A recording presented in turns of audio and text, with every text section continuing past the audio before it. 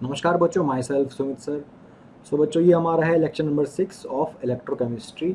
5 lecture हो चुके हैं, ये आज का छठा लेक्चर रहेगा। 5 में क्या करवाया था मैंने? पहले 5 लेक्चर में मैंने बात की थी अबाउट गैल्वेनिक सेल के बारे में, उस पर क्वेश्चंस करवाए थे और सारी बातें कर चुका हूँ। जैसे मैंने कहा था बेटा लेक्चर 1 के अंदर कि इलेक्ट्रोकेमिस्ट्री के 3 पार्ट होते हैं। First is galvanic cell, second is electrolytic cell that is electrolysis, जो आज हम करेंगे। Third is conductance. सो आज हम बात करेंगे लेक्चर नंबर 6 के अंदर इलेक्ट्रोलिसिस के बारे में, इलेक्ट्रोलाइटिक सेल के बारे में, कि भाई ये सेल कैसे काम करता है, इस टॉपिक में पढ़ना क्या क्या। ठीक है, अगेन थोड़ा सा इंपॉर्टेंट टॉपिक है अगर आप बोर्ड्स के लिए बात करेंगे स्पेशली, और एग्जाम्स के लिए भी, कॉम्पिटिशन एग्जाम्स के लिए भी, बिकॉज एक क्वेश्चन ऐसे बन जाता है यूजुअली। ठीक है, तो शुरू करते हैं।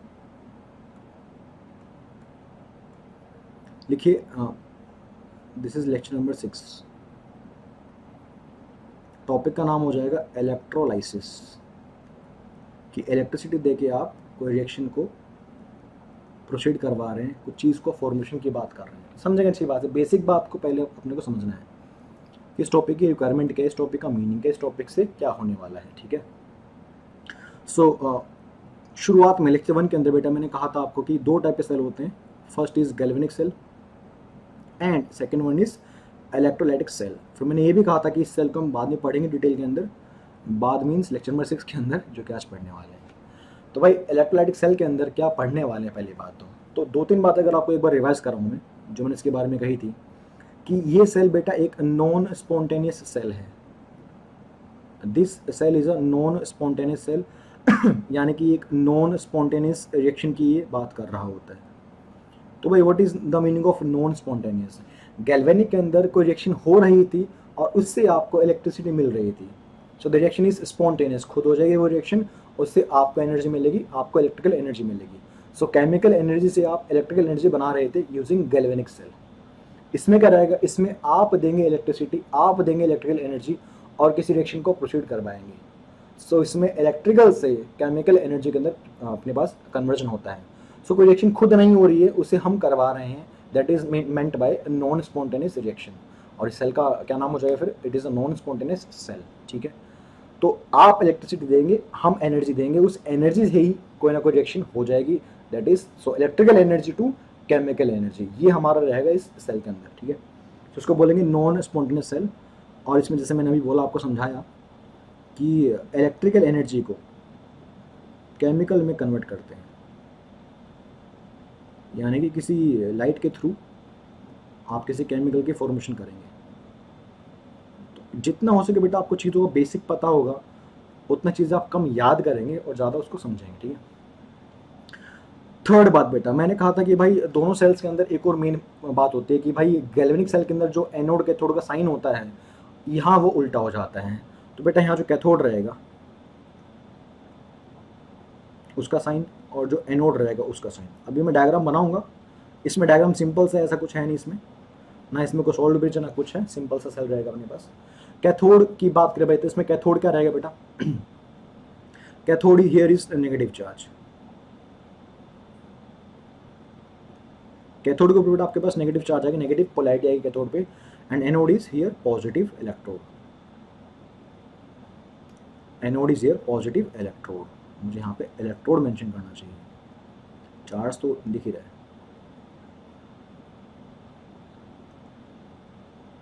उसमें उल्टा था, गैल्वेनिक में क्या था बेटा? एनोड आपका नेगेटिव था, कैथोड आपका पॉजिटिव था। तो एक बेसिक डिफरेंस आपको सेल्स के बारे में पता होना चाहिए। जो एक सेल आप पढ़ चुके गैल्वेनिक सेल, दूसरा जो हम पढ़ने वाले हैं उसके बारे में, और इस सेल से क्या करने वाले हैं, सारी बातें की जाएंगी। थोड़ा सा टॉपिक न्यूमेरिकल बेस्ड है अगेन थोड़ा सा, तो आपको थोड़ा सा इसमें कैलकुलेशंस करनी पड़ेंगी। ठीक है, मज़ा आएगा लेकिन इसमें, जहाँ में थोड़ा मैथ्स आता है मुझे मज़ा आता है। चलिए, मतलब बेसिक मैथ था, उतना हाई फाई तो अपने को भी नहीं आता। क्या रहेगा इसमें बेसिकली बेटा? सो व्हाट इज इलेक्ट्रोलाइसिस बेटा? पहली बात तो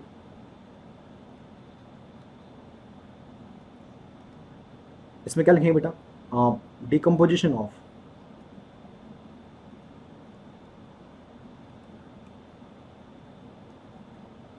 अ कंपाउंड। किसी भी कंपाउंड को आप डिकम्पोज करेंगे, किसी भी केमिकल कंपाउंड को आप डिकम्पोज करेंगे, तोड़ेंगे, that is meant by lysis. Lysis means break down, decomposition of a compound via electrical energy और लाइट। Electrical energy. तो सिंपल डेफिनेशन ये बेटा कि आपने इलेक्ट्रिसिटी पास की है, आप इलेक्ट्रिसिटी से किसी केमिकल कंपाउंड को डिकम्पोज कर रहे हैं, उसका कुछ ना कुछ फॉर्मेशन की बात कर रहे होंगे। ठीक है, क्या रहेगा बात करते हैं अभी। अब सेल एक बार देख लीजिए बेटा, तो सिंपल सेल है, ऐसा कुछ नहीं है इसमें। सिंपल सा आप ये वाला सेल एज्यूम कर सकते हैं भाई कि एक बीकर रहेगा और यहाँ पे आपके पास कोई ना कोई सोल्यूशन रहेगा बेटा, क्योंकि बिना किसी इलेक्ट्रोलाइट के बारे में आप कैसे बात कर सकते हैं। सो यहाँ पे आप कोई ना कोई डालेंगे अपना इलेक्ट्रोलाइटिक सोल्यूशन। सपोज आपने यहाँ डाल दिया NaCl सोल्यूशन। NaCl लिक्विड मतलब पिघला हुआ NaCl, मोल्टन NaCl, यानी कि NaCl लिएगा, उसको NaCl लिया उसको पिघला दिया। एक्वस NaCl नहीं है, फिर बता रहा हूँ बेटा, it is not aqueous NaCl। What is aqueous NaCl? क्या आपने नमक लिया पानी में घोल दिया, उसको बोलेंगे एक्वस NaCl। ये मैं बोल रहा हूँ मोल्टन NaCl है, यानी कि NaCl लिया, नमक लिया, उसको गर्म करके पिघला दिया, उसका सोल्यूशन आप यूज़ करेंगे। ठीक है, उसका लिक्विड पार्ट आप यूज़ करेंगे, मोल्टन NaCl। तो उससे एक्वस में क्या दिक्कत है, वो आगे आएगा बेटा, एक्वस वाला बात वो आगे आएगी, और थोड़ी सी एडवांस बात है तो आगे बात करूँ उसके बारे में। यहाँ आपके पास दो इलेक्ट्रोड्स रहेंगे, जिससे एक को आप कैथोड बोलेंगे, एक को आप एनोड बोलेंगे बेटा। ठीक है, सपोज ये आपका कैथोड मान लीजिए, this is the cathode electrode. अब ये इलेक्ट्रोड वही डिपेंड करता है किससे बने हुए बेटा। जनरली हम इनर्ट इलेक्ट्रोड यूज करते हैं, जैसे प्लेटिनम इलेक्ट्रोड यूज कर लिया विच इज इनर्ट, लेकिन हम किसी और मेटल का भी इलेक्ट्रोड यूज कर सकते हैं जो कि रिएक्शन के अंदर पार्टिसिपेट कर सकता है। आगे ऐसा क्वेश्चन कराऊंगा मैं, जहाँ पे आपके जो इलेक्ट्रोड्स रहेंगे बेटा वो भी एक्टिव रहेंगे और वो खुद किसी केमिकल रिएक्शन के अंदर हिस्सा ले रहे होंगे। एनोड, सो यहां देख लीजिए बेटा, मैंने क्या बोला आपको, anode is positive electrode, this electrode is positive, this is the positive electrode. इस पे चार्ज क्या रहेगा, पॉजिटिव रहेगा। ठीक है, इस पे चार्ज क्या रहेगा, नेगेटिव रहेगा। ओके, आपने NaCl डाला हुआ है तो क्या रहेगा भाई, पहली बात तो तार वार जोड़ दीजिएगा, वो कोई इशू नहीं है, उसमें आप एक्सपर्ट रहेंगे। जैसे ही आपने इसमें डाला मोल्टन NaCl, मतलब आपके पास क्या प्रेजेंट है इसके अंदर, Na+ प्रेजेंट है इलेक्ट्रोलाइट के फॉर्म में, और Cl- प्रेजेंट है, यानी कि Na+ और Cl- आपके पास आयंस अवेलेबल है। बहुत सारे Na+ होंगे, बहुत सारे Cl- होंगे, तो क्या रहेगा, Na+ जो कि पॉजिटिव चार्ज है ये जाएगा टुवर्ड्स कैथोड, कटायन जाता है कैथोड की तरफ। क्या बोला मैंने, कटायन जाएगा कैथोड की तरफ, सिंपल सी भाषा में समझ लीजिए। कटायन जाएगा कैथोड पे, जाके का क्या करेगा बताऊंगा अभी। अनायन जाएगा एनोड पे, C4C A4A, अनायन for anode, cation for cathode. अच्छा, अनायन चूंकि नेगेटिव चार्ज है तो वो कहाँ जाएगा, पॉजिटिव टर्मिनल पे जाएगा, पॉजिटिव इलेक्ट्रोड पे जाएगा विच इज एनोड। सो आपका Cl- जाएगा बेटा टुवर्ड्स एनोड साइड, और वहां जाके डिपॉजिट हो जाते हैं। क्या बोला मैंने, ये जो अपने पास आपके पास आयंस हैं ये उस पे जाके डिपॉजिट हो जाते हैं। डिपॉजिट कैसे होंगे बेटा, एक बार यहाँ ध्यान दे लीजिए, तो पूरी स्टोरी आपके सामने आ जाएगी। जैसे देख लीजिए कैथोड पे क्या हो रहा है, तो भाई कैथोड पे तो रिडक्शन होता है। सर आपने कहा था कि कैथोड पे तो रिडक्शन होगा, हाँ भाई, कैथोड किसी का भी हो, गैल्वेनिक सेल का हो चाहे वो इलेक्ट्रोलाइटिक सेल का हो बेटा, कैथोड पे हमेशा रिडक्शन हुआ करता है। ठीक है, तो कैथोड पे कौन जा रहा है बेटा, आपका Na+ जाएगा, इसको वहां गर्मा गर्म इलेक्ट्रॉन्स मिलेंगे, उन्हें वो कंज्यूम करेगा और डिपॉजिट हो जाएगा, बनाएगा Na सॉलिड।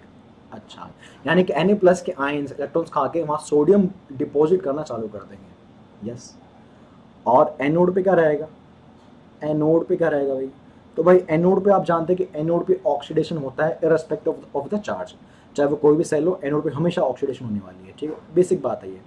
तो आपका Cl- गया था एनोड पे, अब Cl के पास तो वैसे ही नेगेटिव चार्ज है, तो वो बोलेगा भैया एक काम करो मुझे ऑक्सीडाइज कर दीजिए, बिकॉज मैं एनोड पे आ चुका हूँ।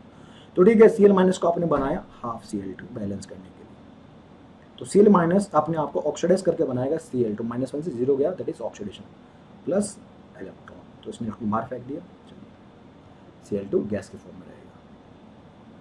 एक बार सब बच्चे देख लीजिए, यहाँ तक बेसिक बात मैंने बोली है कि भाई कैसे आपके सामने अनायंस, अपने पास कटायंस और anions that is ions electrodes पे जाएंगे और अपने आप को डिपॉजिट करेंगे। यानी कि कुछ समय बाद क्या रहेगा, जैसे आपने बेटा इस बीकर में लिया NaCl का मोल्टन NaCl का सोल्यूशन, तो क्या रहेगा, जैसे आपने बेटा करंट पास किया, इलेक्ट्रिसिटी पास की, सो कैथोड पे जाएगा कैटायन और बनाएगा सोडियम, यानी कि कुछ समय के बाद वहाँ सोडियम डिपॉजिट होना चालू हो जाएगा। सर कितना डिपॉजिट होगा बात करेंगे अभी। और एनोड पे जाएगा अनायन और वो उस पे जाके डिपॉजिट हो जाएगा, क्योंकि यहाँ गैस है तो उस पे जाके वो लिबरेट हो जाएगी। यानी कि आपको एनोड पे तरफ बेटा Cl2 के बबल्स उठते हुए नजर आएंगे, यानी कि Cl2 गैस वहाँ डिपॉजिट या वहाँ लिबरेट हो रही है।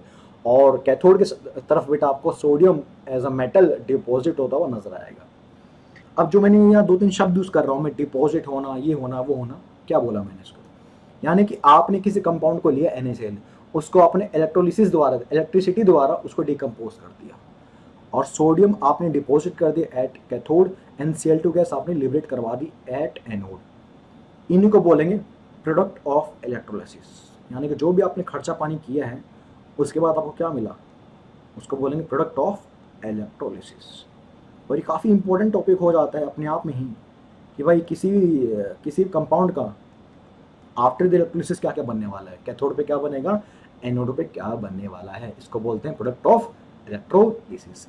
क्या बनेगा ये तो देख लेंगे, ये तो हमारे टॉपिक का सेकंड पार्ट है, बिकॉज उस टाइम में बहुत सारे केस लेने वाला हूँ, एक्वस वाले केस भी लूंगा, मोल्टन वाले केस भी लूंगा, लेकिन क्या बनेगा वो देखेंगे। कितना बनेगा पहले उसमें हम इंटरेस्ट जगाते हैं कि भाई आपने बोला सोडियम डिपॉजिट हो जाएगा, मान लिया, कितना डिपॉजिट होगा, भाई मैंने 1 घंटे तक लाइट पास की है, मैंने 2-3 फराडे चार्ज कंज्यूम किया है 1 घंटे तक, काफ़ी खर्चा किया है मैंने, तो मुझे बताओ कितना सोडियम डिपॉजिट हुआ, मुझे बताओ कितना Cl2 गैस लिबरेट हुई, मुझे उसमें अमाउंट बताइए, मुझे उनका मास बताइए, क्वांटिटी बताइए, क्वांटिटेटिवली मुझे बताइए कि कितना अमाउंट या कितना मास आपका डिपॉजिट हुआ है एट बोथ द इलेक्ट्रोड्स। तो क्या बनेगा वो तो देखेंगे बाद में, सेकंड पार्ट में आ जाएगा अपने पास इस टॉपिक के। फर्स्ट पार्ट डील करता है भाई कि कितना मास डिपॉजिट हुआ है। आपने बोला कि सोडियम डिपॉजिट होगा, कितना मास डिपॉजिट हुआ है कैसे निकालेंगे, गिवन टाइम में, गिवन इलेक्ट्रिसिटी से, गिवन करंट से आप कितना डिपॉजिट कर रहे हैं, दैट इज कॉल्ड डिपोजिशन और प्रोडक्ट ऑफ इलेक्ट्रोलिसिस। ठीक है, उस पर आता हूँ। अब ये वाला पार्ट जो कराऊंगा बेटा, इस पर आप ध्यान से ये चीज़ों को देखिएगा, समझिएगा, सुनिएगा, ठीक है। तो भाई कैसे पता करें हमें कितना मास डिपॉजिट हुआ भाई, तो फराडे लो, तो फराडे साइंटिस्ट है बेटा, उसका एक नियम है फराडेज लो, उसने बताया कि भाई मैं आपको बताऊंगा कि भाई आफ्टर इलेक्ट्रोलिसिस कितना आप मास डिपॉजिट करेंगे एट बोथ इलेक्ट्रोड्स। सो इसका लो क्या है बेटा अपने पास, this law tells about mass deposited, कितना मास डिपॉजिट हो गया eight electrodes.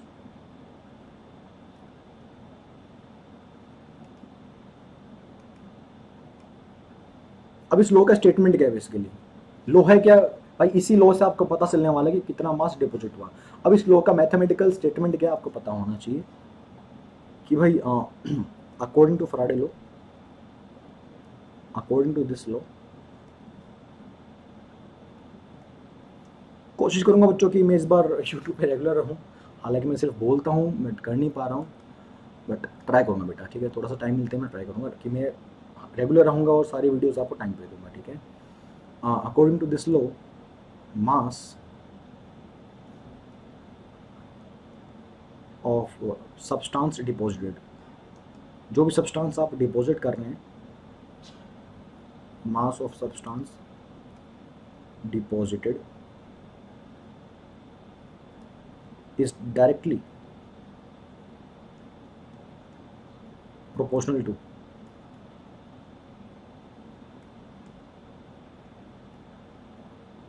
proportional to what, quantity of electricity supplied, quantity of electricity या चार्ज बोल लीजिए सप्लाइड, जितना चार्ज दोगे उसी के हिसाब से मास डिपॉजिट हो जाएगा। भाई आप बाहर से इलेक्ट्रिसिटी दे रहे हैं, आप बाहर से चार्ज दे रहे हैं, कितना चार्ज दे रहे हो बताइए, आपको मास बता दूंगा मैं।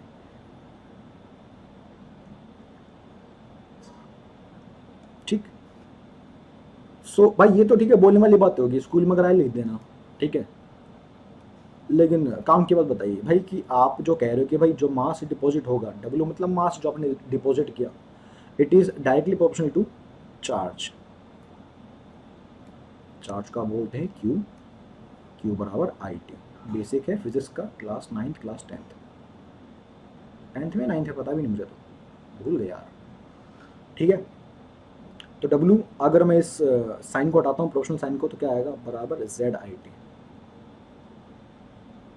जेड आई टी, ये आपका काम का फॉर्मूला बन जाता है इस टॉपिक से, और इसी फॉर्मूले पे आप क्वेश्चन घुमाते रहेंगे बैठे बैठे। ठीक है, बहुत देखो क्वेश्चन तो हो जाएंगे, क्वेश्चन की इशू नहीं है, इशू है कि कंसेप्ट का इशू है बेटा, कि अक्सर क्वेश्चन बन जाते हैं बिना सोचे समझे बन जाते हैं क्वेश्चन, तो फॉर्मूला आता है लगा दिया, तो तुक्के से लग भी गया, सही हो भी गए।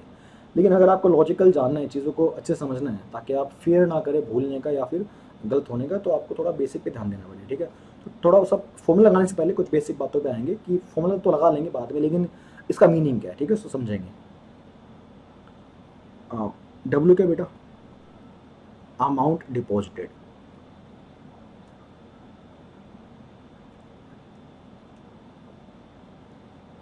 हाँ, जेड क्या है समझाऊंगा, जेड क्या होता है, लिख लो एक बार अभी सभी नाम के लिए एक बार, इलेक्ट्रोकेमिकल इक्विवेलेंस। इलेक्ट्रोकेमिकल इक्विवेलेंस, मुझे उम्मीद है कि आपको वैलेंसी फैक्टर निकालना, एन फैक्टर निकालना आता होगा थोड़ा बहुत। ठीक है, उसके बिना यहाँ थोड़ा सा आपको दिक्कत हो सकती है। दिक्कत तो क्या होगी, लेकिन फिर आप रट्टा मारोगे, तो अगर आता होगा ना तो फायदा रहेगा। ठीक है, आई क्या है बेटा, करंट, जो आप करंट सप्लाई कर रहे हैं। अच्छा, करंट हमेशा आपको लेना है एम्पियर के अंदर, हमेशा करंट यूज करेंगे एम्पियर के अंदर सवाल करते वक्त, पहले बता रहा हूँ। ठीक है, टाइम, टाइम हमेशा आप लेंगे सेकंड के अंदर सवाल करते वक्त। सर घंटों में दिया होगा तो, मिनट्स में दिया होगा तो कन्वर्ट कर लेना सेकंड के अंदर। सवाल करते वक्त बेटा हमेशा आपको एम्पियर में करंट लेना है न्यूमेरिकल्स के अंदर, टाइम को हमेशा सेकंड में लेना बेटा इन क्वेश्चंस। ठीक है, चलिए बेसिक बात कर ली। अब दोबारा आता हूँ कि भाई जेड क्या रहेगा अपने पास, थोड़ा सा जेड के बारे में आपको दो तीन बातें बताया तो मैं, कि व्हाट इज इलेक्ट्रोकेमिकल इक्विवेलेंस। ठीक है, व्हाट इज इलेक्ट्रोकेमिकल इक्विवेलेंस। मुझे उम्मीद है बेटा कि जो बच्चे वीडियो देखते होंगे, मतलब पेशेंटली उस चीज़ों को देखते होंगे, ऑब्जर्व करते होंगे, नोट्स बनाते होंगे। ठीक है, फायदा रहेगा। इतना ही मैं क्लास में करवाता हूँ, किसी भी क्लास में, बल्कि शायद इससे कम ही करवाता हूँ,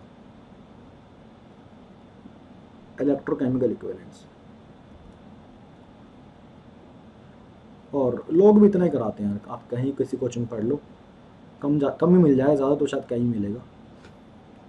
ठीक है, थोड़ा सा कम ही मिलेगा आपको चीज़ें, फिर भी बराबर मिल सकती हैं, मुझे नहीं पता बाकी लोग क्या करवाते हैं। इलेक्ट्रोकेमिकल इक्विवेलेंस बेटा जेड बोल सकते हैं। ठीक है, सबके नोट्स बराबर ही होते हैं यार, सब कोटा का मटेरियल लेके घूम बैठे हुए हैं। ठीक है, हाँ, it is defined as, it is defined as the mass produced. Definition है इसकी जो किसी काम के नहीं है, लिख लो फिर भी। Mass produced when 1 coulomb, when 1 coulomb of charge is supply, अगर आप 1 कूलम चार्ज सप्लाई कर देंगे तो जो मास डिपॉजिट किया जाएगा वो जेड के बराबर हो जाएगा। और ये कोई बहुत बड़ी बात नहीं बोली मैंने, बहुत बेसिक बात बोली है। क्या मतलब है भाई, आपने मुझे बताया अभी भी कि सर डब्ल्यू बराबर जेड आई टी होता है, आई टी मतलब क्यू होता है। ठीक है भाई, अगर क्यू को 1 कर दूंगा मतलब आई टी 1 हो जाएगा, बोलो हाँ या ना। भाई अगर चार्ज में 1 कूलम सप्लाई कर रहा हूँ, अगर आई टी 1 हो जाएगा तो डब्ल्यू अपने आप जेड के बराबर हो जाएगा, बोलो या सुनो। यानी कि जेड का मीनिंग क्या है, जेड का फिजिकल मीनिंग क्या है, कि अगर आप 1 कूलम इलेक्ट्रिसिटी सप्लाई करते हैं तो जो मास डिपॉजिट होगा वो जेड के बराबर हो जाएगा। बस, सवाल में से इसका कोई लेना देना नहीं है, सवाल किसी और तरीके से किए जाते हैं। ठीक है, थोड़ा सा और समझिए इस बात को, थोड़ा सा इस बात को और समझिए बेटा। क्या बोले बोले, अब जो लिखवाने वाला हूँ वो काफ़ी ज़्यादा इंपॉर्टेंट पॉइंट है, एक बार ध्यान दीजिएगा। क्या बोला, 1 फराडे ऑफ इलेक्ट्रिसिटी, अगर आप 1 फराडे चार्ज पास करते हैं, अब 1 फराडे में कितना कूलम होते हैं मुझे उम्मीद है कि आपको पता होगा। 1 Faraday of electricity produced, mass of substance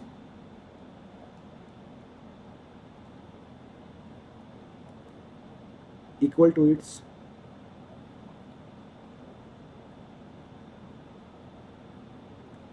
equivalent mass. अभी इक्विवेलेंट मास शायद आपने सुना हो, कुछ को नहीं पता होगा तो बता दूंगा अभी। तो सिंपल सी बात है, अगर आप एक फ्राडे चार्ज पास करते हैं तो किसी भी सब्सटेंस का इक्विवेलेंट मास के बराबर डिपॉजिट हो जाएगा।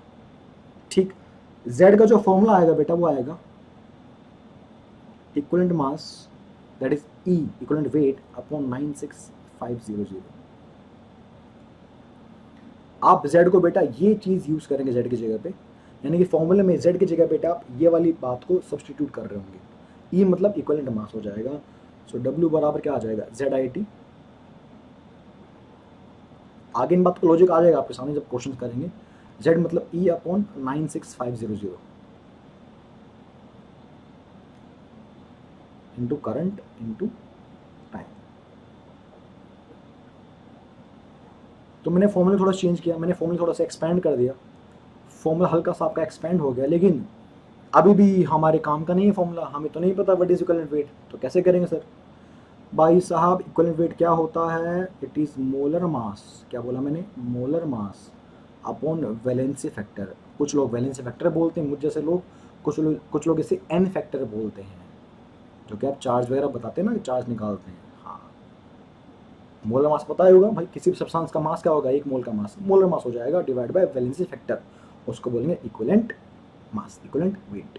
ठीक, यानी कि अगर आपको वैलेंसी फैक्टर निकालना आता है तो आप आसानी से इक्विवेलेंट वेट या इस तरीके से इन बातों को कर सकते हैं। यानी कि फाइनली वैल्यू क्या आई डब्ल्यू की, ई की जगह क्या आ जाएगा बेटा, मोलर मास आ जाएगा डिवाइड बाय वैलेंसी फैक्टर, नीचे मल्टीप्लाई में कौन है साथ में 96500, जो कि एक फ्राडे के बराबर चार्ज आपने पास किया होगा, आई इंटू टी। धीरे धीरे सर आप फॉर्मूले को बड़ा कर रहे हैं बेटा, फॉर्मूला बड़ा नहीं हो रहा, बस छोटी छोटी बातें हैं, उसको जब ऐड करते हैं तो बन जाता है। ठीक है, अगर फॉर्मूला W बराबर ZIT करूँगा तो सवाल हो ही नहीं पाएगा ना आपको, Z आपको पता नहीं है। फिर जब E बताए तो आपने E मना कर दिया बताने से, E भी नहीं पता मुझे तो मैंने फॉर्मूले को और छोटा कर दिया, मतलब और ओपन कर दिया। ये भाई E क्या होता है, molar mass upon valency factor. अब तुम इसे और महान बंदे बैठे होंगे, सर मुझे वैलेंसी फैक्टर भी नहीं पता, तो भाई जब क्वेश्चन कराऊंगा तो आपको आ जाएगा। ठीक है, एक बार यहाँ तक आप चीज़ों को ऑब्जर्व कर लीजिएगा, अच्छी तरीके से समझ लीजिएगा। ठीक, अब एक काम की बात बता रहा हूँ। एक तो पहली काम की बात तो मैंने आपको ये वाली बताई कि अगर आप एक फ्राडे चार्ज पास करते हैं तो किसी भी सब्सटेंस का एक इक्विवेलेंट के बराबर मास डिपॉजिट हो जाएगा। ठीक है, अब इसका इक्विवेलेंट मास का वैल्यू आपको अभी सवालों में दिख जाएगी कितनी होती है। जैसे कॉपर की वैल्यू अगर मैं देखूँ भाई, कॉपर का मोलर मास होता है 63.5, अगर उस पर +2 का चार्ज है तो कितना वैलेंसी हो जाएगी उसकी, 2 की वैलेंसी हो जाएगी। What is n factor there, 2। So उसका इक्विवेलेंट मास कितना हो जाएगा, 63.5 डिवाइड बाई 2, दैट इज 31.25। तो 31.25 को आप जो बोल रहे हैं that is called equivalent mass of copper. यानी कि एक फ्राडे चार्ज पास करने से कॉपर +2 से जब कॉपर बनेगा तो 31.5 या 25 ग्राम कॉपर डिपॉजिट आप कर देंगे उसके इक्विवेलेंट मास के बराबर। एक और छोटा सा नोट पॉइंट है, अगर आपको कॉम्पिटिशन सवाल करनी है सॉल्व, अगर आपको बेटा कॉम्पिटिशन लेवल के सवाल सॉल्व करनी है या एनसीईआरटी भी आपको उधेड़ देनी है तो please use this formula, number of फ्राडे of electricity बराबर आएगा बेटा नंबर ऑफ ग्राम इक्विवेलेंट या नंबर ऑफ इक्विवेलेंट। ये तो मैंने बोला भाई कि अगर आप एक फ्राडे के बराबर चार्ज पास करेंगे तो आपका 1 इक्विवेलेंट या 1 मास ग्राम इक्विवेलेंट के बराबर वैल्यू आ जाएगी। सो नंबर ऑफ फ्राडे कितने होंगे सर, सवाल में गिवन होगा, हम निकाल लेंगे, उसी के बराबर आपका नंबर ऑफ इक्विवेलेंट यानी कि उतना मास डिपॉजिट हो जाएगा। अगेन तो नंबर ऑफ फ्राडे ऑफ इलेक्ट्रिसिटी को अगर मैं और ओपन करूं, नंबर ऑफ फ्राडे जो आप कंज्यूम करेंगे प्रोवाइड होगी ऑफ इलेक्ट्रिसिटी, ये किसके बराबर आ जाएगा बेटा, what is number of equivalent, अगर पता हो तो नहीं तो लिख लीजिए, number of moles, number of moles multiply by valency factor.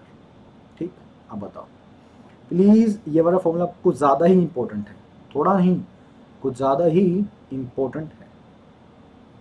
कैसे पता सर इंपॉर्टेंट है, अभी जब सवाल करूंगा तो दिख जाएगा आपको। ठीक है, कि भाई नंबर ऑफ फराडे, सपोज सवाल में दे रखा है कि भाई 2 फराडे चार्ज पास कीजिए, ठीक है, 2 फराडे चार्ज से कितने मोल आप डिपॉजिट करवा रहे हैं बताइए, और अगर मोल गिवन है तो कितना फराडे कंज्यूम करेंगे, तो दोनों बातें आप निकाल सकते हो।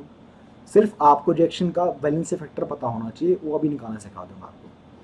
तो W बराबर ZIT वाला क्वेश्चन अलग आते हैं उस पर, और ये जो अभी मैंने बताया आपके इस पे क्वेश्चन अलग आने वाले हैं।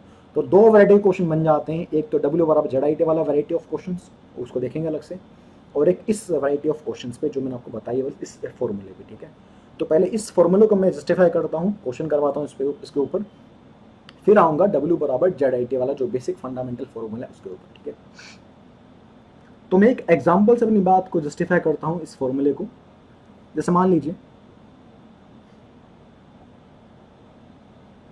आपके पास गिवन है एल्यूमिनियम +3, और ये गया कटायन है चूंकि, तो कैथोड पे जाएगा, और ये खाएगा 3 इलेक्ट्रॉन्स, और एल्यूमिनियम बना के डिपॉजिट हो जाएगा, ठीक है। बोलो कोई दिक्कत तो नहीं? यस, +3 का चार्ज है तो 3 इलेक्ट्रॉन खाएगा, अपने आप को डिपॉजिट कर देगा एल्यूमिनियम, यानी कि डिपॉजिट एल्यूमिनियम हुआ है। एल्यूमिनियम +3 आयंस ने इलेक्ट्रॉन्स खाए, कैथोड पे अपने आप को डिपॉजिट कर दे, रिड्यूस कर दिया, ठीक है, अच्छी बात है। अब सपोज सवाल में बोला गया है, सवाल के अंदर बोला गया बेटा कि मैं 1 फराडे चार्ज दे रहा हूँ, क्या बोला गया सवाल के अंदर, क्वेश्चन में क्या बोला गया कि 1 फराडे इलेक्ट्रिसिटी पास की है मैंने, बताओ कितने मोल डिपॉजिट कर दिया आपने, कितने मोल एल्यूमिनियम +3 के डिपॉजिट हो गए। क्या बोला मैंने, अगर मैं 1 फराडे इलेक्ट्रिसिटी पास कर रहा हूँ, 1 फराडे चार्ज दे रहा हूँ, तो कितना मोल्स एल्यूमिनियम के डिपॉजिट हो जाएंगे, नंबर ऑफ मोल्स डिपॉजिटेड। अगर मोल्स आ जाएंगे तो आप मास भी निकाल सकते हैं, पर आप मोल्स निकालो, खुश रहो। तो कैसे करेंगे सर, पहले लगाता हूँ फॉर्मूला। तो नंबर ऑफ फराडे का फॉर्मूला क्या होता है, नंबर ऑफ मोल्स। और बेटा ये फॉर्मूला ना आपको इतनी आसानी से बुक्स में नहीं मिलेंगे कि आपने बुकलेट खोल ली कोचिंग वगैरह की और मिल गए, ऐसे वैसे नहीं मिलने वाले। इंटू VF बुक में तो वही मिलेगा, W बराबर ZIT, जिंदाबाद। अब सर इसमें what is the valency factor बेटा, बेटा एल्यूमिनियम पे +3 का चार्ज है ना, तो सिंपल रिएक्शन में वही जो चार्ज होता है बेटा वही आपका वैलेंसी फैक्टर बन जाता है, ठीक है, 3 हो जाएगा सिंपली। कितने फराडे आप पास कर रहे हैं, 1 फराडे पास कर रहे हैं। अच्छा कितने मोल्स है नहीं पता सर, N × 3। अच्छा तो सर अब मैं समझा सर, सब मैं अब समझा, फराडे कितने बेटा 1 फराडे हैं, ठीक है, ओके।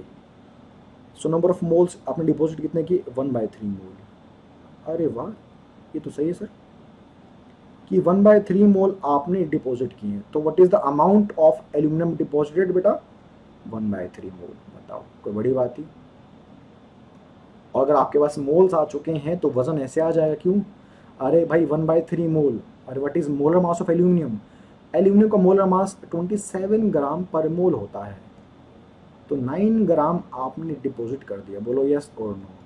अरे भाई 1 मोल का मतलब कितना होता है, 27 ग्राम एल्यूमिनियम, तो 1/3 कितना हो जाएगा, 9 ग्राम एल्यूमिनियम डिपॉजिट किया, यानी कि 1 फराडे चार्ज से आप 9 ग्राम एल्यूमिनियम को डिपॉजिट कर रहे हैं। सर इसमें ZIT कहाँ गया, गया भैया अभी नहीं आएगा बीच में वो, क्योंकि टाइम नहीं पता, करंट नहीं पता, सिर्फ टोटल चार्ज पता है मुझे, तो कहाँ आप ZIT लगाने बैठेंगे इसके अंदर, ठीक है, लगा सकते हैं, जरूरत नहीं है। इसको एक और तरीके से आप सोचिए ध्यान से, अगर आप रिएक्शन को ऑब्जर्व कर रहे हैं तो, ठीक है, मतलब तरीके बता रहा हूँ, आप फिर लास्ट में जो आपको सही लगे उसको उठा के प्रैक्टिस कर लीजिएगा। यहाँ देखिए एक बार ध्यान से, बस इसको देखिए, आप इसको देखिए, अगर मैं रिएक्शन को देखूँ बेटा, तो यहाँ पे मुझे बताओ, अगर इसका 1 मोल यहाँ मान लूंगा कि भाई 1 एल्यूमिनियम +3 को, दैट इज 1 मोल एल्यूमिनियम +3 को डिपॉजिट करने में कितना खर्चा आएगा, तो यहाँ ध्यान दीजिए भाई, यहाँ पे 3 मोल्स ऑफ इलेक्ट्रॉन्स हैं सर, 3 मोल्स थोड़ी ना, 3 ही है, 3 मोल्स मान लीजिए बेटा, हम मोल्स के हिसाब से ले रहे हैं ना, तो मुझे बताओ अगर 3 मोल्स मेरे पास हैं, so what is charge on 1 mole of electrons. So भाई 1 मोल इलेक्ट्रॉन पे चार्ज कितना होता है, 1 फराडे। व्हाट इज 1 फराडे, जिसको आप 1 फराडे बोलते हो, वो क्या होता क्या बेटा, charge on 1 mole of electrons. अच्छा तभी आज तक फिजिक्स समझ में नहीं आई मुझे, charge on 1 mole of electrons, 1 mole electrons का चार्ज हुई बोलते हैं 1 फराडे के बराबर। चूंकि यहाँ 3 मोल्स हैं, 3 ये मतलब 3 मोल्स मान लीजिए, तो 3 मोल्स पे कितना चार्ज आएगा, 3 फराडे आ जाएगा। अच्छा तो रिएक्शन मुझे बता रही है कि भाई, रिएक्शन मुझे बोल रही है साहब अगर अगर आपने 3 फराडी चार्ज लिया होता तो आप 1 मोल डिपॉजिट कर देते। रिएक्शन क्या बोल रही है मुझे कि अगर आपके पास 3 फराडी चार्ज लिया होता आपने तो आप 1 मोल डिपॉजिट कर रहे होते। चूंकि आपके पास सिर्फ एक ही फराडे है तो आप 1/3 मोल डिपॉजिट कर रहे होंगे। आप 1/3 मोल डिपॉजिट कर रहे होंगे। समझ में आया? अगर आया तो बहुत अच्छी बात है, आ जाएगा।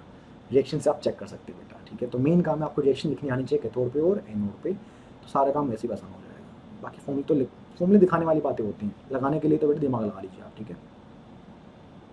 अब ठीक है, एक क्वेश्चन से तो आपको कुछ भी नहीं आएगा, कुछ प्रैक्टिस करते हैं इसके ऊपर, ठीक है। चलिए थोड़ा सा इस पर बेटा प्रैक्टिस ले लेते हैं, इसी फॉर्मूले पे जो भी सिखाया ना हल्का सा फॉर्मूला, इस पे कुछ क्वेश्चन की प्रैक्टिस ले लेते हैं बेटा, ठीक है। चलिए कुछ अच्छे क्वेश्चन हैं, इनमें से कुछ क्वेश्चन कॉम्पिटिशन आ भी चुके हैं पहले, तो फायदा रहेगा आपको। कैलकुलेट, डाटा निकाल लेते हैं सवाल का। नंबर ऑफ फराडे, आपको फराडे निकालना है, चार्ज निकालना है कि कितना चार्ज आप कंज्यूम करेंगे, ठीक है। किसमें? रिक्वायर्ड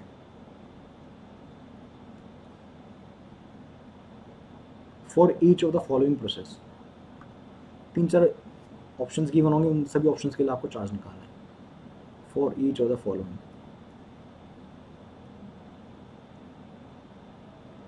क्वेश्चन अच्छे हैं, इनको हल्के मत लीजिएगा बेटा। अब बढ़िया सी वीडियो देख के आप नोट्स बना लीजिएगा ना, कोई भी सवाल देख लीजिएगा, हो जाएगा आपसे सवाल, ठीक है। मुश्किल सवाल नहीं आते, वैसे भी यहाँ से ईजी आते हैं। पहला ऑप्शन है, मैं पहले आपके सामने ऑप्शन पुट अप कर देता हूँ, 4 ऑप्शंस। 20 ग्राम ऑफ सल्फाइड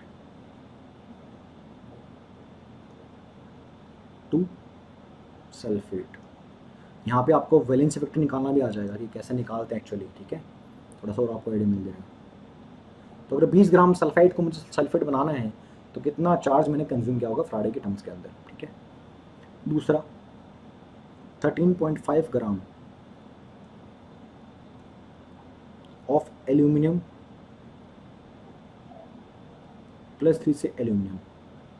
अच्छा, 13.5 ग्राम एल्यूमिनियम को डिपॉजिट करने में कितना चार्ज खर्च होगा, ठीक है। थर्ड ऑप्शन बेटा डब्ल्यू ग्राम मतलब कोई भी वजन ले लीजिए, डब्ल्यू मान लीजिए, WABCD कुछ मान लीजिए। डब्ल्यू ग्राम ऑफ नाइट्रोबेंजीन, ये जेई मीन्स में आ चुका है एक बार सवाल, लेटेस्ट 1-2 साल के अंदर। नाइट्रोबेंजीन से एनिलीन, थोड़ा सा ऑर्गेनिक की बात भी यहाँ पे हो जाएगी, भाई एनिलीन क्या होता है, नाइट्रोबेंजीन क्या होता है। तो ये सवाल पूछा हुआ सवाल है, इंपॉर्टेंट सवाल है। हाँ क्लास में ये लोग करवाते हैं, ऐसे बड़ी बात कुछ नहीं है, पहले भी लोग करवाते थे, मैं भी करवाता था पहले भी, ऐसा कुछ नहीं। Option D 4 gram 4 gram of methane to CO2। Methane होती है बेटा अपने में CH4, इससे आप बनाएगा CO2। तो जब बनाओगे तो कितना खर्चा आएगा फराडी टर्म्स में बताना। इन चारों ऑप्शंस के लिए आपको बताना है भाई कितना आपका अमाउंट डिपॉजिट होगा। 1 बाय 1 करके करते हैं बेटा, ठीक है, ध्यान से। ये चारों क्वेश्चंस के बाद आपको जो बेसिक रूल है इस टॉपिक का वो आपको क्लियर हो जाएगा, ठीक है, कि कैसे डिपॉजिट करते हैं, कैसे उसका चार्ज या मास निकाल रहे होते हैं। हालांकि यहाँ तो मास गिवन है, चार्ज निकालना पड़ेगा। तो पहला ऑप्शन है 20 ग्राम सल्फाइड से सल्फेट। चलिए शुरू करते हैं, एक मैं करके दिखाऊंगा आपको, बाकी आप करूंगा तुम सारे ही, लेकिन बाकी आप वीडियो पोस्ट कर लीजिएगा फिर कीजिएगा ट्राई, ठीक है। पहला वाला देख लीजिएगा आप साथ में। सल्फाइड क्या लिखा है बेटा, SO3 2-, इससे आप बनाएंगे सल्फेट SO4 2-। सर बैलेंस कैसे करेंगे सर? भैया कुछ नहीं करना, सल्फर +6 में है यहाँ पे सल्फर बेटा आपका +4 में है। अच्छा, +6 यहाँ +4 है बेटा, तो यहाँ पे आ जाएगा 2 इलेक्ट्रॉन्स। अच्छा ऐसे करते हैं, हाँ ऐसे करते हैं ताकि चार्ज बैलेंस हो जाएगा। सर मुझे बताइए व्हाट इज वैलेंसी फैक्टर बेटा, मुझे बताइए sir what is valency factor. तो भाई साहब जो आपके इलेक्ट्रॉन्स आते हैं ना सिंपल रिएक्शन के अंदर, वही आपका वैलेंसी फैक्टर बन जाते हैं बस। इस रिएक्शन का बेटा व्हाट इज वैलेंसी फैक्टर बेटा 2। यस ठीक है, और भी तरीके निकालने के, कि भाई 4 से आप कहाँ गए, 4 से आप गए हो 6 पे, कितने का चेंज, 2 का चेंज, और कितने सल्फर इन्वॉल्व है यहाँ पे, एक ही सल्फर इन्वॉल्व है, तो 2 इंटू 1 दैट इज 2, आएगा 2 ही बेटा, ठीक है। चूंकि सल्फाइड गिवन है तो मुझे उसी से मतलब है, सल्फाइड का ही मास निकालूंगा, उसी का सब कुछ करने वाला हूँ, उससे सल्फेट बना होगा, बन जाएगा।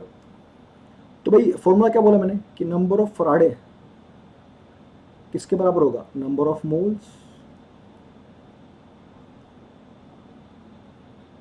Multiply by valency factor. हाँ, नंबर ऑफ फराडे निकालने मुझे नहीं पता, नंबर ऑफ मोल्स, सल्फाइड के मोल्स निकालने पड़ेंगे।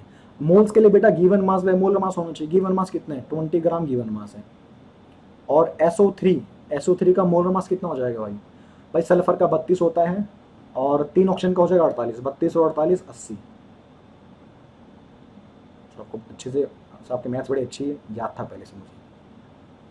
इनटू वैलेंसी फैक्टर बेटा 2, ऐसा नहीं कि 32 48 में सोचता नहीं होगा, पहले से याद है मुझे।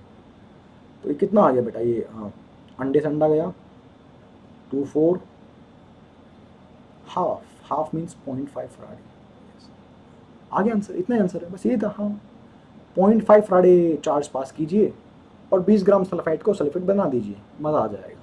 चलिए, हो रहे आंसर्स, बताइए क्वेश्चन हो रहे हैं, ऐसे सॉल्व करना आपको। और एनसीईआरटी में ऐसे 2 क्वेश्चन गिवन है बड़े बड़े फॉर्म में एक्सरसाइज के अंदर, तो जो एनसीईआरटी के लिए तैयारी कर रहे हैं उसको तो बहुत ज़्यादा फायदा होने वाला है, और जो कॉम्पिटिशन कर रहा है बेटा वहाँ तो पेन नहीं उठाना आपको, सिर्फ मन में कर देना, आंसर आ जाएगा, ठीक है। सेकंड पार्ट क्या था भाई कि आपको 13.5 ग्राम एल्यूमिनियम को डिपॉजिट करना है। अब जो पार्ट आप खुद करेंगे बेटा वीडियो पोस्ट करके, ठीक है, जब भी आप देखेंगे इस वीडियो को, हाँ, कि भाई आप एल्यूमिनियम +3 को, ऑब्वियसली खाए गए 3 इलेक्ट्रॉन्स, तभी तो बनेंगे एल्यूमिनियम, बोलो या सुनो। तो रिएक्शन लिखनी है आपको एग्जाम में, ठीक है, ऐसे नहीं कि बस ऐसे हवा में बात करके आ गए। सो 13.5 ग्राम आपके पास एल्यूमिनियम के सैंपल गिवन था। Again same formula, number of Faraday निकालने हैं, बोलो नंबर ऑफ मोल्स कितने हैं, तो 13.5 ग्राम गिवन मास है। एल्यूमिनियम +3 में हो या एल्यूमिनियम हो बेटा, मास तो सेम ही रहता है, 27 gram per mole molar mass. And what is the valence factor here, +3 है, देख लो कितना आ गया बेटा, कितना आ गया बताइए मुझे, ये दिख रहा है मुझे साफ साफ 1/2 3/2, इसको आप बोल सकते हैं 1.5 फराडे। 1.5 फराडे चार्ज पास कीजिए और आधा मोल दैट इज 13.5 ग्राम डिपॉजिट कर दीजिए, मज़ा आ जाएगा। आगे बढ़े, अब थर्ड वाले में थोड़ा सा आपको तकलीफ होने वाली है, उसको बाद में लूँगा, पहले मैं लेता हूँ ऑप्शन नंबर 4, ठीक है, कि भाई मीथेन से आपको बनाना है CO2। देखो मुझे उम्मीद है कि आपको ऑक्सीडेशन नंबर निकालना, बेसिक रूल थोड़े से पता होंगे केमिकल बॉन्डिंग वगैरह के, ताकि थोड़ा सा कंफर्टेबल रहे। भाई CH4 में कार्बन +4 के अंदर है, उस कार्बन और H के अंदर कार्बन ज़्यादा इलेक्ट्रोपॉजिटिव होता है, तो उस पर प्लस वैल्यू आएगी, ठीक है, उस केस के अंदर माइनस आएगी, सॉरी उल्टा बोल रहा हूँ मैं, यस। कार्बन की वैल्यू 2.5 होती है EN स्केल पे, इलेक्ट्रो नेगेटिविटी स्केल की बात कर रहा हूँ, तो कार्बन इज मोर इलेक्ट्रोनेगेटिव, उसमें -4 आएगा, और H पे ++1, मतलब +1 के 4 आ जाएंगे तो +4 आ जाएगा, उस तरीके से। CO2 के अंदर बेटा चूंकि ऑक्सीजन आ चुका है विच इज़ मोर इलेक्ट्रोनेगेटिव, तो कार्बन विल भी पॉजिटिव है, कार्बन यहाँ आ जाएगा +4। अब ये सब बातें मुझे आपको सिखानी नहीं है, लेकिन मुझे उम्मीद है कि आप पता हो गया आपको ये वाली बात, फिर भी बता दिया मैंने। चेंज कितने का है, -4 से आप जा रहे हो +4 में, कितने का चेंज है बाबू, कुछ लोग कहेंगे सर 0 का चेंज है, भाई -4 से 0 पे जाओगे तो 4 तो यहीं बदल गए, 0 से आप +4 पे जाओगे तो 8 का चेंज नहीं होगा, बताओ। अच्छा, तो what is valency factor here, 8 आ जाएगा, ठीक है। चेंज निकालना होता हमेशा बेटा आपको। तो यहाँ पे अगर हम देखें भाई नंबर ऑफ फराडे क्या रहेगा, नंबर ऑफ फराडे कितना आपने कंज्यूम किया होगा, सो what is number of moles, कितना गिवन है मीथेन का, 4 ग्राम गिवन है, तो 4 ग्राम गिवन मास से मीथेन का मोलर मास 16 ग्राम पर मोल, इनटू कितना वैलेंसी फैक्टर, 8 वैलेंसी फैक्टर बेटा आपके पास, तो 32/16 2 फराडे 2F, ठीक। Last part that is part number C, nitrobenzene से एनिलीन। नाइट्रोबेंजीन ये होता है अपने पास, नाइट्रोबेंजीन ये होता है अपने पास, अगर आपको नाइट्रोबेंजीन डायग्राम नहीं पता है तो वैसे ही मैदान से बाहर हो जाओगे। नहीं पता था मुझे तो सीख लो भैया। एनिलीन, एनिलीन NH2 अमीन्स होते हैं, बेसिक नेचर के होते हैं, they are basic in nature. Change निकालना है, यहाँ पे आप निकालो N का ऑक्सीडेशन स्टेट। अच्छा, यहाँ पे आप निकालो N का ऑक्सीडेशन स्टेट, कितने का चेंज आएगा, वो आपका हो जाएगा वैलेंसी फैक्टर। कितना आएगा सर, आप करेंगे ठीक है भैया, अच्छा सवाल तो आप ही करेंगे। सो नंबर ऑफ फ्रेड क्या आएगा, number of moles given mass कितना W है, और नाइट्रोबेंजीन का मोलर मास आप पुट कर देंगे, मोलर मास ऑफ नाइट्रोबेंजीन वो आप पुट कर देंगे। नाइट्रोबेंजीन मीन्स NB लिख रहा हूँ यहाँ पे, ठीक है। कुछ 122.5 या 122 के आसपास आएगा जो भी आएगा, इनटू वैलेंसी फैक्टर जो आप निकालेंगे। थोड़ा सा मुझे कमेंट में बता दीजिएगा, एटलीस्ट कमेंट के अंदर मुझे सिर्फ इसका वैलेंसी फैक्टर बता दीजिएगा कैसे निकालना है। आपको यहाँ पे N का ऑक्सीडेशन स्टेट निकालना है, अच्छा, और आपको इस N का यहाँ पे निकालना है ऑक्सीडेशन स्टेट। फिर आपको चेंज चेक करना, भाई कितने का चेंज आया दोनों के अंदर, कर लोगे। तो मुझे VF आप कमेंट के अंदर बता दीजिएगा बेटा। तो ये था हमारा फर्स्ट पार्ट रिगार्डिंग इलेक्ट्रोलाइसिस, ठीक है। इस वीडियो में इतना रखते हैं। नेक्स्ट वीडियो के अंदर बेटा हम अगले वाले क्वेश्चंस की तरफ चलेंगे, जिसमें फंडामेंटल फॉर्मूला जो आपके पास है W = ZIT वो यूज़ हो रहा होगा, और उसको यूज़ करने के बाद हमारा रहेगा लास्ट टॉपिक, इसी का last topic, what is the compound या फिर क्या बनने वाला after electrolysis, that is product of electrolysis, ठीक है। उसको देखेंगे कैसे करना है। लेकिन जो कराया गया है पहले, तो गंगा तो यहीं बह रही है, पहले बता रहा हूँ, इंपॉर्टेंट पार्ट ये वाला था, इसके बाद तो पार्ट वैसे भी ईजी है। तो ये थोड़ा सा इंपॉर्टेंट पार्ट है, इस पर आप ध्यान दीजिएगा अच्छी तरीके से, स्पेशली क्वेश्चंस पे फोकस कीजिए, क्वेश्चन मैं कैसे कर रहा हूँ, ठीक है। बाकी थ्योरी वगैरह तो वैसे भी आप कहीं से पढ़ लेते हो। तो इतना करते हैं, ठीक है बेटा। नेक्स्ट टाइम मिलते हैं लेक्चर नंबर 7 में। उम्मीद है कि वो लेक्चर नंबर 7 जल्दी ही आपके सामने आ जाएगा, ठीक है, ओके।